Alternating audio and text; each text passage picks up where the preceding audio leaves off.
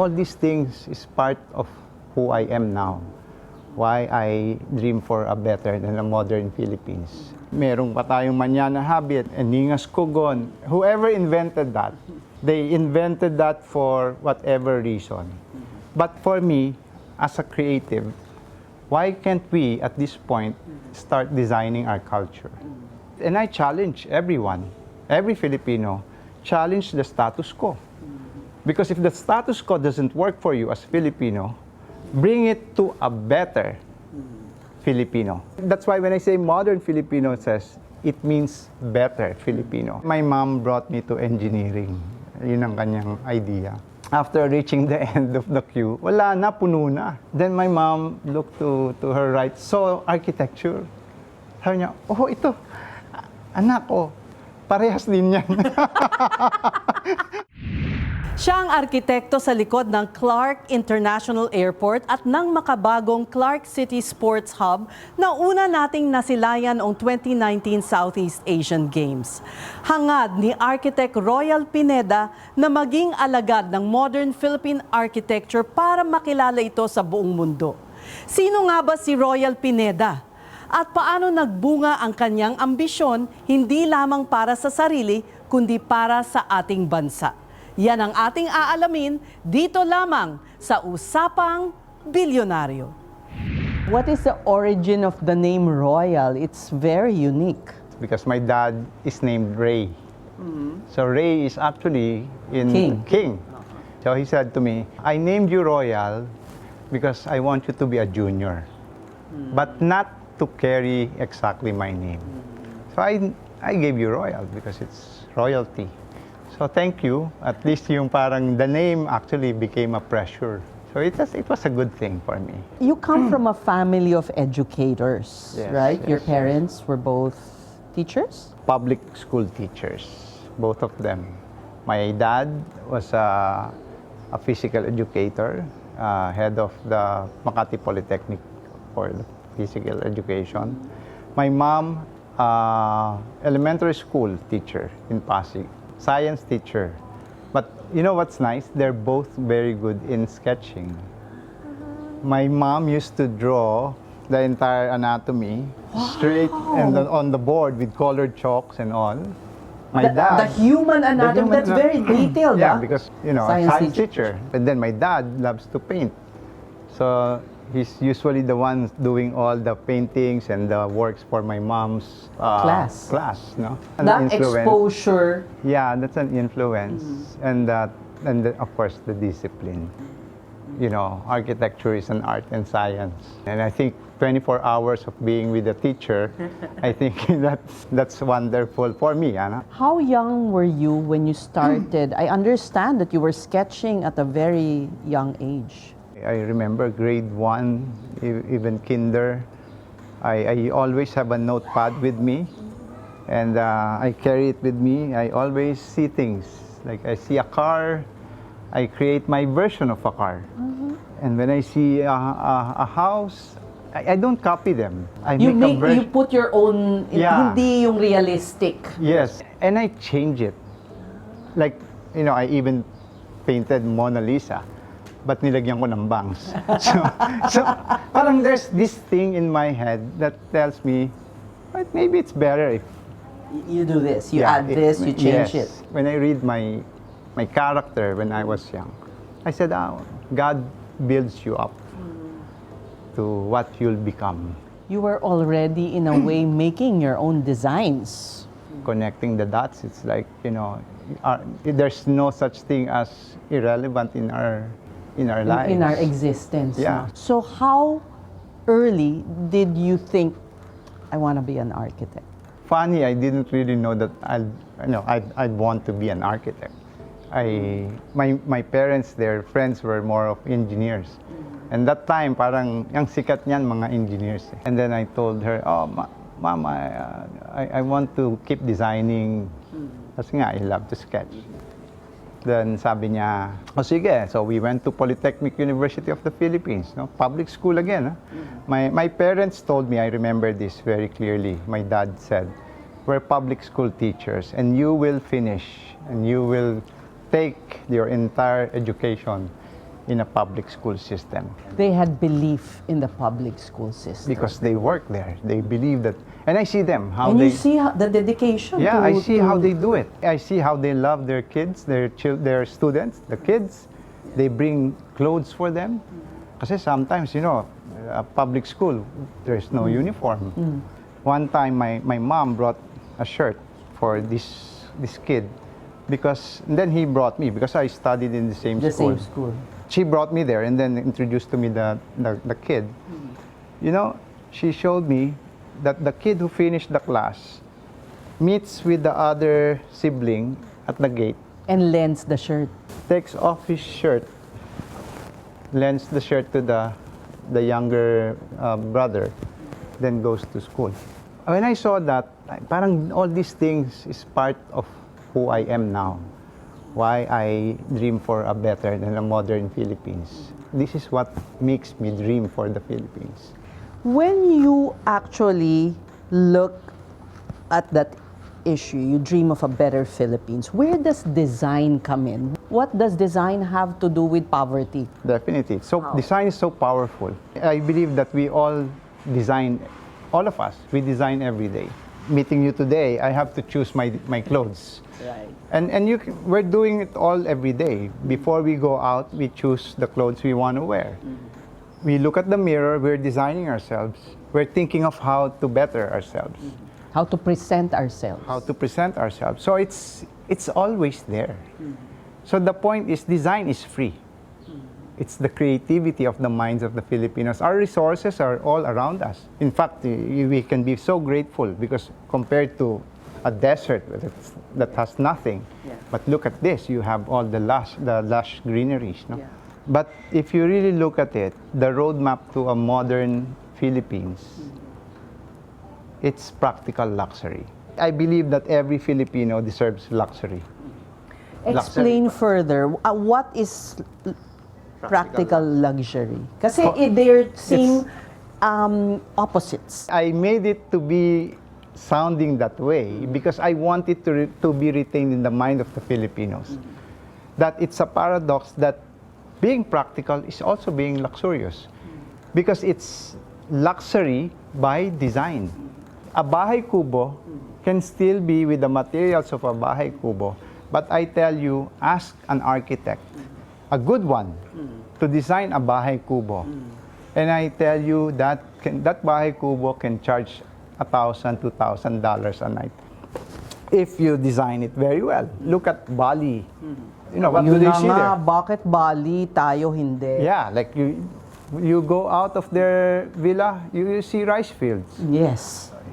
So it's design. Parang that is practical. See the luxury in practical things. Yes, and always curate. And I Always suppose curate. it also means sustainable. Yes, it needs to be sustainable. I think when you say practical, it's almost saying that it should work. Right? Hindi mo kukunin sa malayong lugar, just work with what you have. Yeah, that's the principle of what's maximize Filipino. it. The bahay kubo was practical. Yes. But again, what created that? It was not the materials, it was the mind. So the mindset of the Filipinos should become progressive, better Philippines, modern Philippines. What's holding us back, you think? The strong colonial mentality.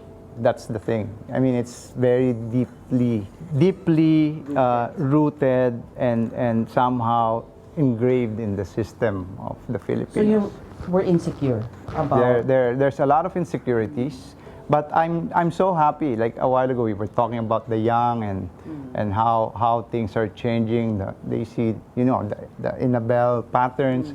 It's not like before, nobody would wear it because they feel it's baduy. But now, the young, they even collaborate and create new fashion. We're celebrating now our own heritage. Yes, and this is where you're asking, what is design capable of doing? If we are, for the longest time, our culture was dictated by many. Merong pa tayong manyana habit and ningas kugon. Whoever invented that, they invented that for whatever reason. But for me, as a creative, why can't we, at this point, start designing our culture? What exactly does that mean? Let it come out. Let it come out, and that's why Celebrate it. celebrate it, and I challenge everyone, every Filipino, challenge the status quo. Because if the status quo doesn't work for you as Filipino, bring it to a better Filipino. That's why when I say modern Filipino, it means better Filipino. It's not about the look. Yeah. It's not about You actually, the style. you can somehow associate modernity with advancements. Yes, no. I want to go back to the very basic, which is the mindset. And that is for me to empower every Filipino, because everybody has his own mind. Now, to just give them the idea that you can be a modern Filipino, basically just saying, I want to be better. So what's better? Better time, you don't come late. Better, that's easy. To come earlier. Instantly, you become a better Filipino. You don't laugh at yourself saying, oh, modern Filipino time, we're always late. Niyakap na natin yun. Parang tinanggap na natin yun. Dinala pa natin sa ibang bansa. We became so used to it. So when I say design our culture, if we are all here to challenge the status quo of the Filipinos, we start to move inch by inch by inch. But when you look back, it's a kilometer of change. But it doesn't need to be instantly. One giant leap. And at the age of 22, you had the guts to walk in the offices of Leandro Locsin. Yes. At 22? Yes, You were yes. a fresh graduate, or? I haven't graduated yet.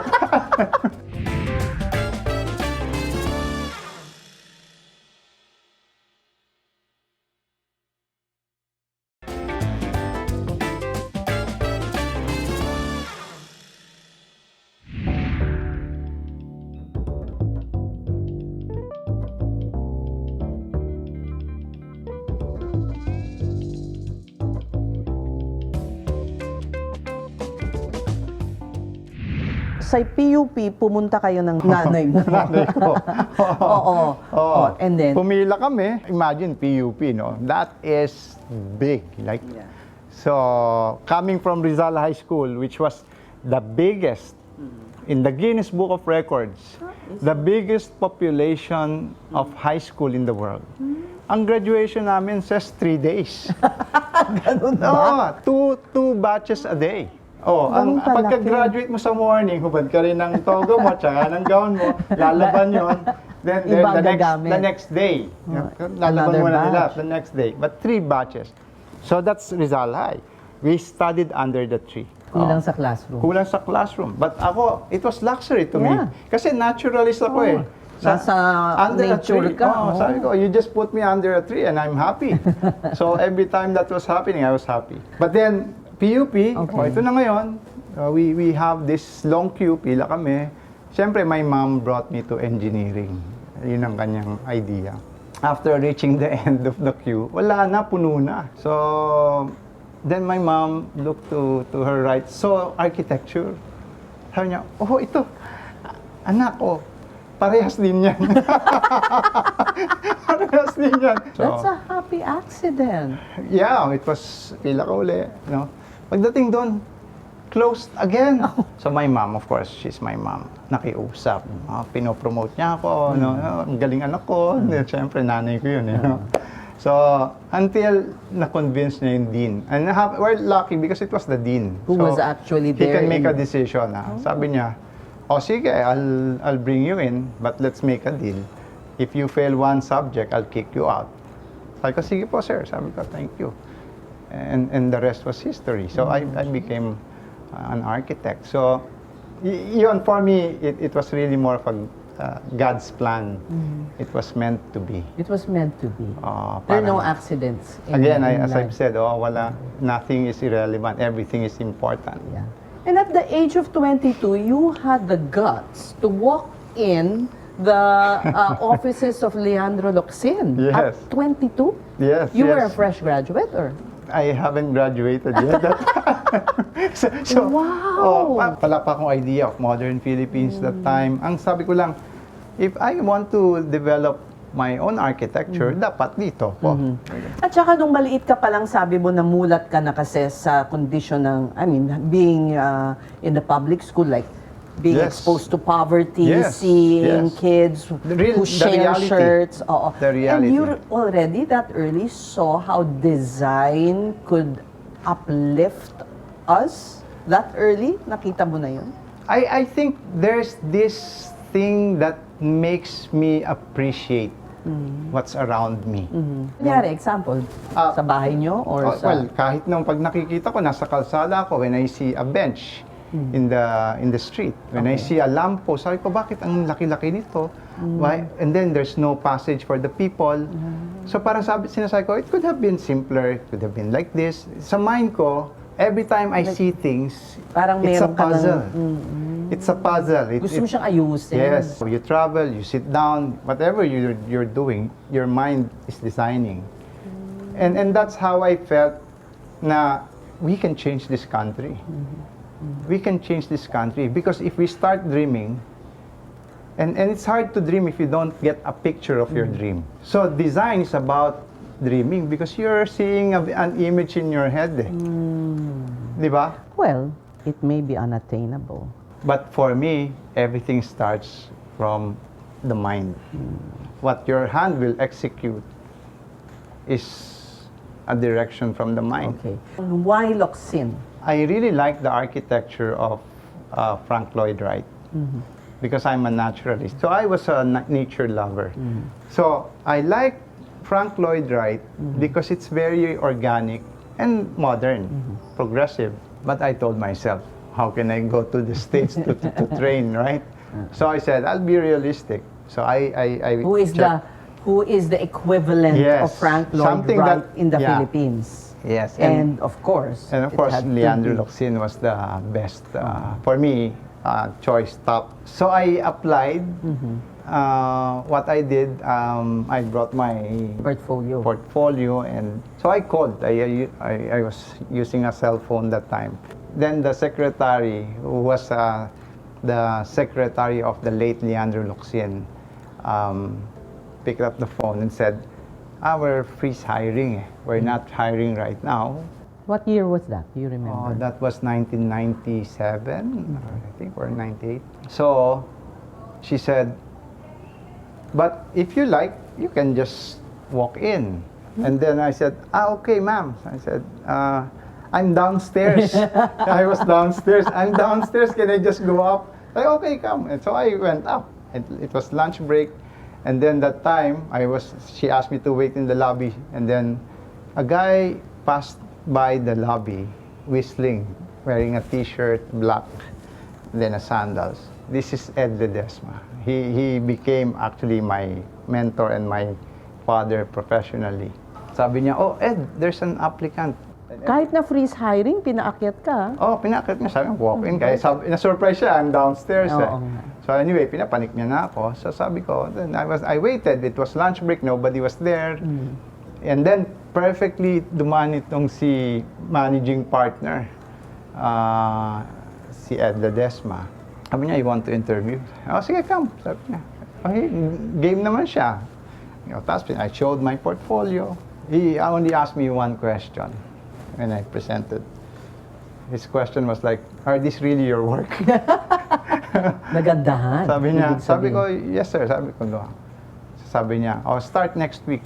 So sabi ko, sir, siyempre, I was teary-eyed. But then, I told him, I said, sir, can I graduate first at the end of the month? Sabi niya, oh, sir, sige, perfect. So just, come back and report this date. So he left, no? The secretary of the late Leandro Locsin, our national artist, sabi niya sa akin, oh, Royal, sabi niya ganon, you were hired by Architect Ledesma and it's freeze hiring. I think he saw something in you. Sabi niya. Sabi niya, nakakuha ako ng tip. Take note, he's the type of a partner na if he lends you to another partner, that means you did not pass his standards. Hindi ka ipapahiram niyan pagka gusto ka niya. That retained in my head. So, pagpasok ko, course, I always try to. Ginalingan mo. Of course, I needed to please him. He's my boss, he's my superior, and I really wanted to learn.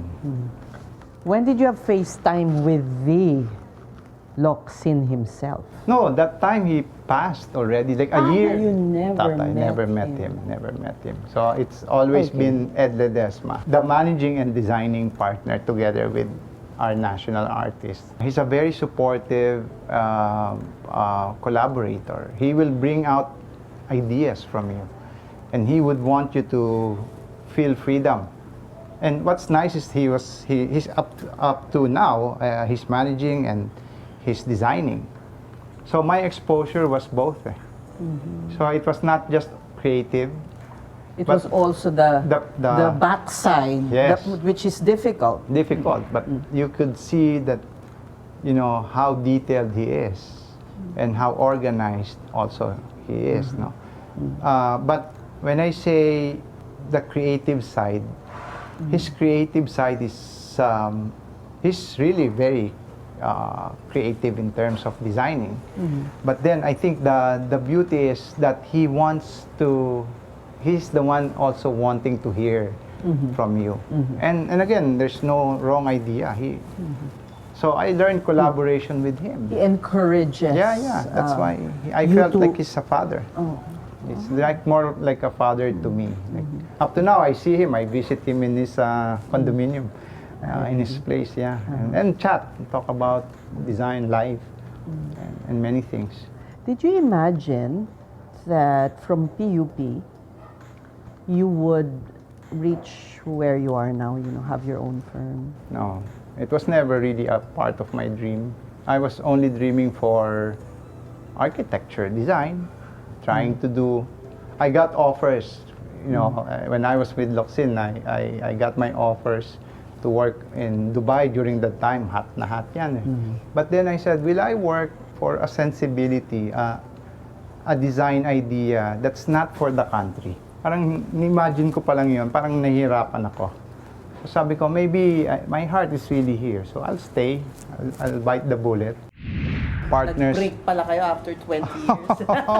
Nag-break kami and sabi nga nila, divorce, but So it was an amicable parting.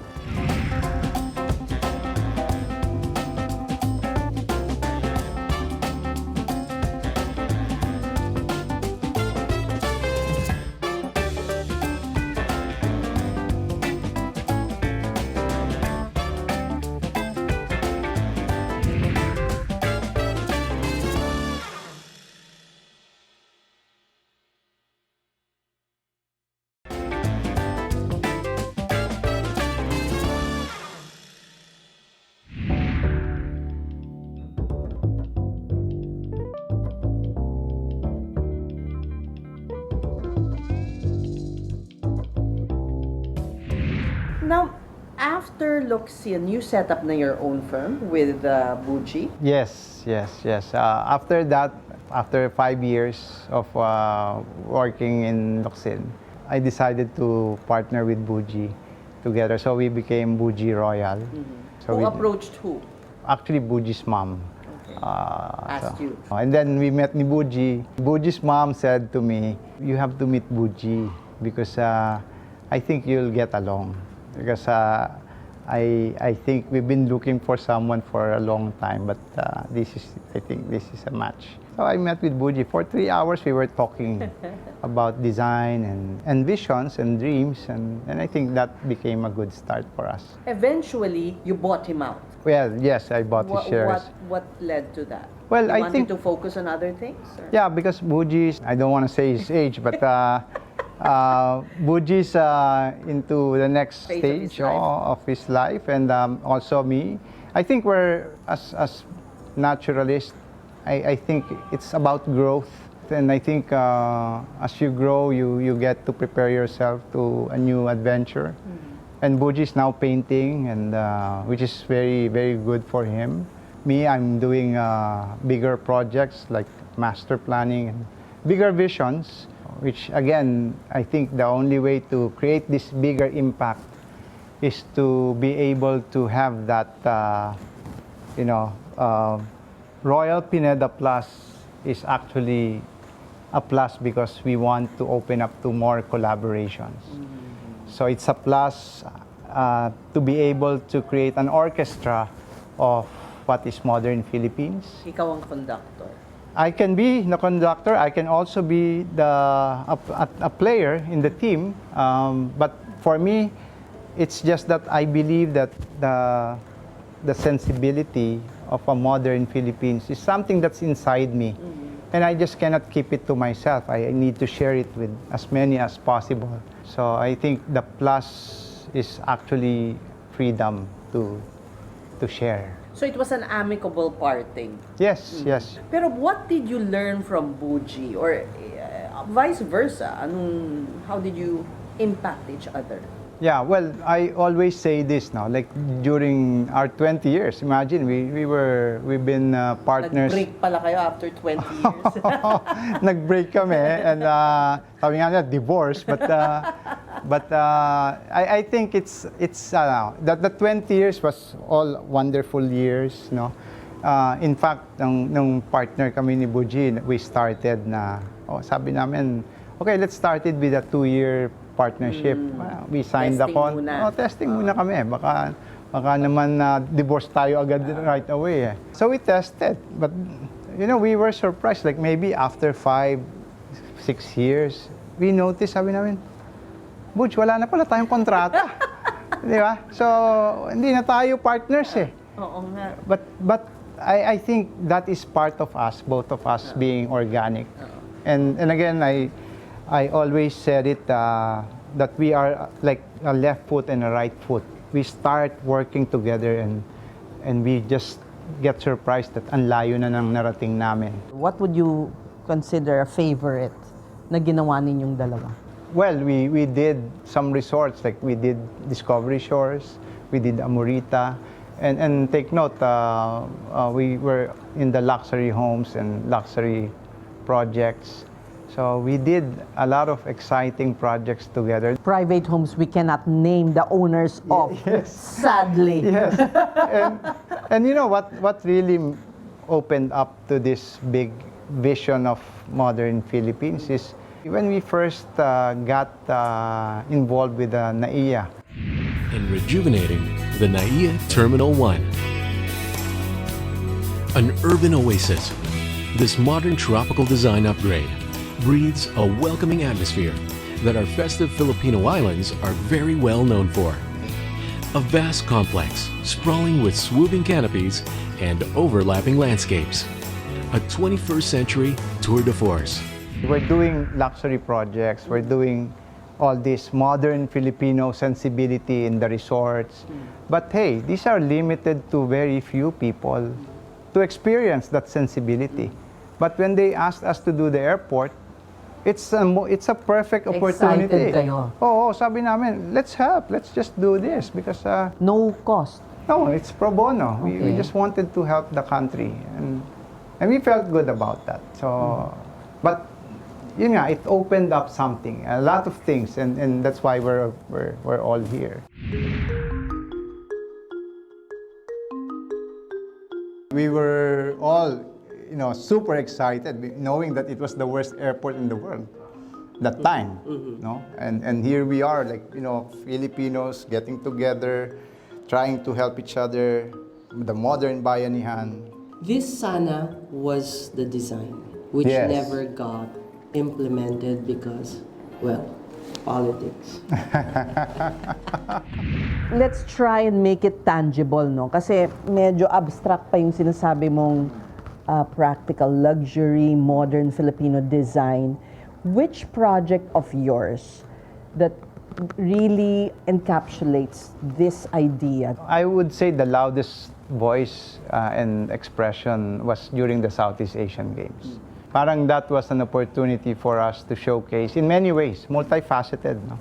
Not just design, but it's also the discipline of the Filipinos. That time, SEA Games was immovable. So the foreign consultants who dared to do it and build the structure, they wanted 3 years and they backed out. So when they backed out, we said, let's do it as Filipinos. And we finished it in 18 months, not even 2 years.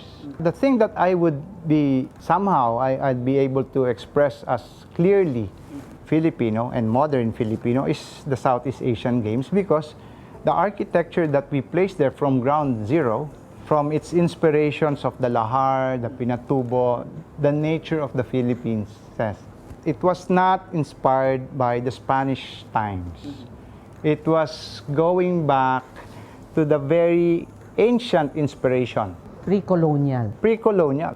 And ito yung sinasabi ko na it's just that I'm a naturalist, na ang real source and origin of humanity for me is nature. So, do not limit ourselves as Filipinos to always define that what's best is that era of the Spanish colonial time.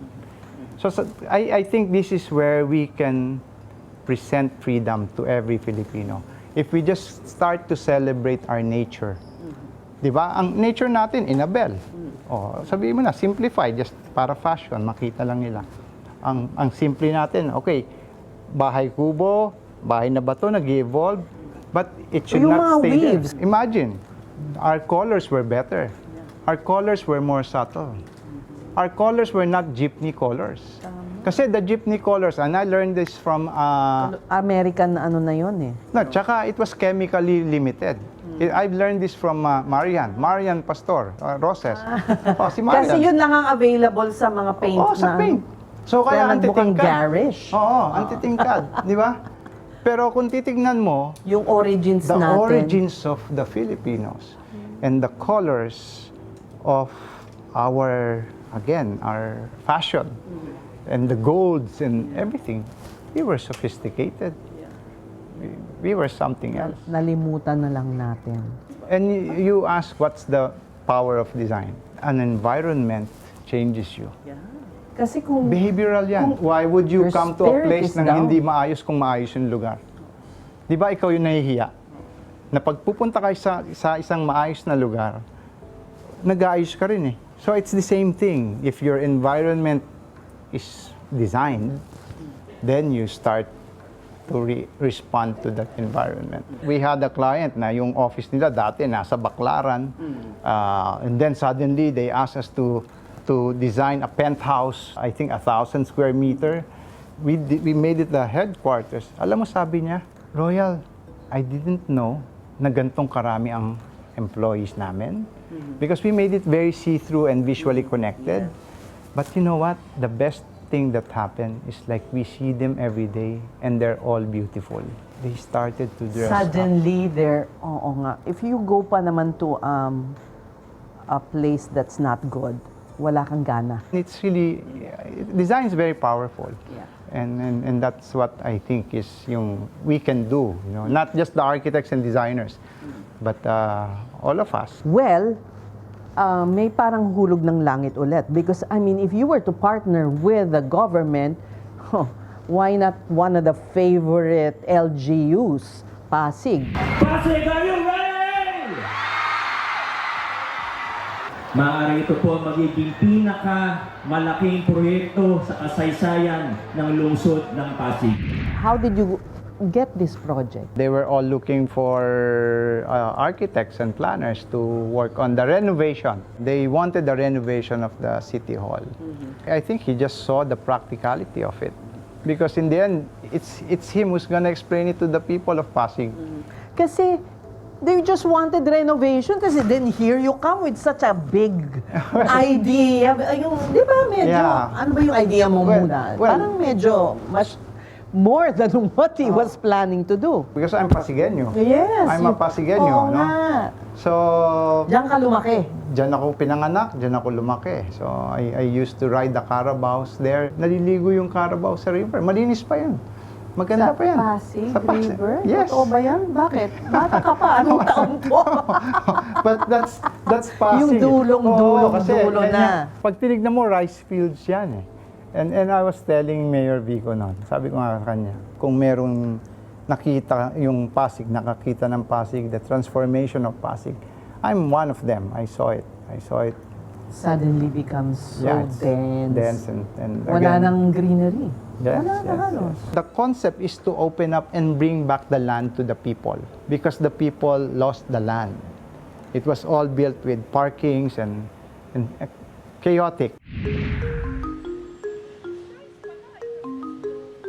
So here, what you'll see is the boulevard, the Caruncho Avenue. The City Hall used to be 3-story lang. The revolving tower, I don't see it. because it's covered by a 8-story building. Okay. They added and added and added.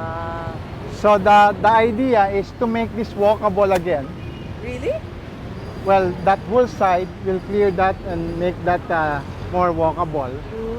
So from that church, people can now walk and then knock down the City Hall You will knock that down?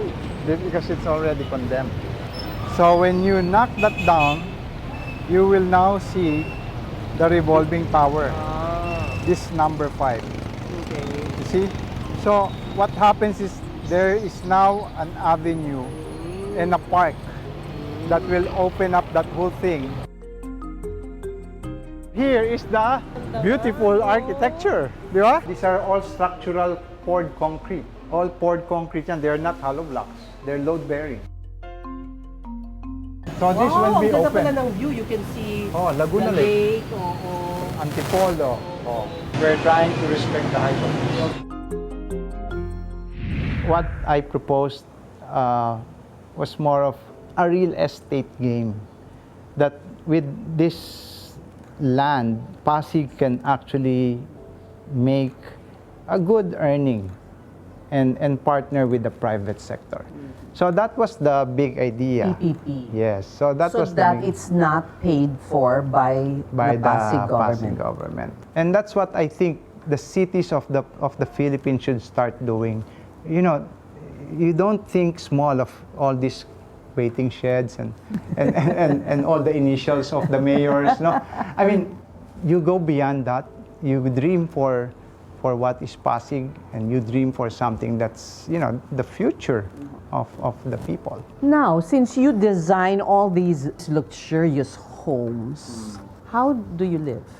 I live simply. I live with practical luxury, I would say. All my philosophies are not my architectural philosophy alone. It is my life itself.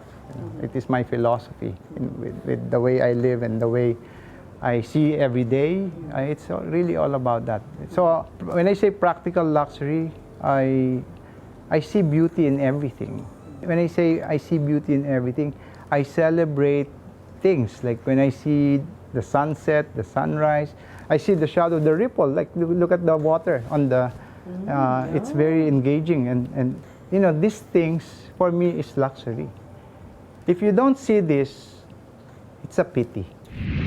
Mataas ang ambisyon at paniniwala ni Royal Pineda hindi lamang sa disenyong Pilipino, kundi pati na sa mamamayang Pilipino.